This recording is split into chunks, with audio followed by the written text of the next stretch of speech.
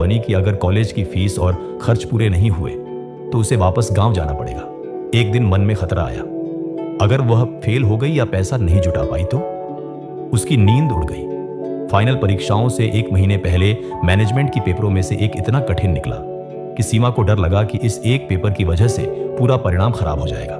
गहरी रात में वो गांव वाले पुराने हॉस्टल रूम में कंप्यूटर स्क्रीन के सामने घंटों बैठी, नोट्स, पीडीएफ, ऑडियो ट्यूटोरियल साथ ली।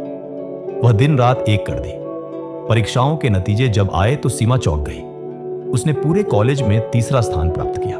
साथ ही उसके ट्यूशन क्लास के स्टूडेंट्स की संख्या बढ़ गई, जिससे महीने का खर्चा आराम से भाग गया। यह उसका पहला इनसाइड जर्नी था।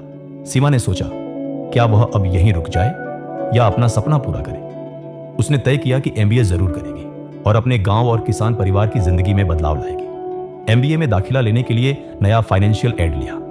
नए शहर, नए दोस्त, नए पाठ्यक्रम, हर चीज चुनौतीपूर्ण थी। एक ऐसे समुदाय में जहां प्रतियोगिता भीषण थी, सीमा को दोबारा अपने आप पर शक हुआ।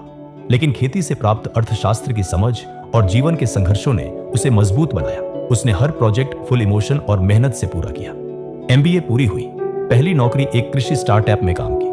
वहां उसकी जिम्मेदारी थी छोटे किसानों की उत्पादन विपणन योजना बनाना, वर्षा आधारित खेती योजना, बेहतर बीज, कॉन्ट्रैक्ट फार्मिंग पर उसकी दी सोच लागू हुई। साथ ही वह कॉलेज टाइम की ट्यूशन क्लास भी ऑनलाइन चलाने लगी और अपने गांव की लड़कियों को भी पढ़ाने लगी। सीमा अब उस लड़की की मां बन चुकी है जो कभी किसान की बेटी थी और शहर के कोने कोने में संघर्ष किया था। आज वह करोड़ों रुपए के कृषि प्रोजेक्ट चला रही है। लेकिन उसकी सबसे बड़ी उपलब्धि तो है सबसे छोटे किसान तक यह विश्वास पहुंचाना कि सीख, मेहनत और जिंदगी की कठिनाइयों में छुपा हर सबक उन्हें आगे बढ़ा सकता है। कभी हार मत मानो। जब तक तुम कोशिश करते रहोगे, तुम्हारी जिंदगी की कहानी आर्थिक स्तर पर खेती की सूखी धरती पर भी एक हरे भरे किसान के खेत की तरह खिल उठेगी, तरह